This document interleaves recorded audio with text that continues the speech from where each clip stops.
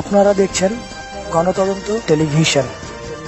Madaripur red camp কর্তৃক 2 নারীসহ মাদক চক্রের 6 সদস্য গ্রেফতার। বেলায়েত হোসেন, মাদারীপুর প্রতিনিধি। টুরিস্ট সেজে কক্সবাজার থেকে ফেরার পথে 02 নারীসহ মাদক চক্রের 6 সদস্য 7365 পিচ ইয়াবাসহ রেব 8 সিটিসি 3 মাদারীপুর ক্যাম্প কর্তৃক গ্রেফতার হয়েছে। আজ মঙ্গলবার রাতে রেবের দেওয়া প্রেস বিজ্ঞপ্তিটি নিম্নরূপ: 1 বর্তমানে আমাদের দেশের যুব সমাজের অধঃপতনের অন্যতম প্রধান কারণ মাদকাসক্তি। দেশের যুবসমাজের একটি বড় অংশ আশঙ্কাজনকভাবে মাদক হিসেবে ব্যবহৃত ইয়াবা।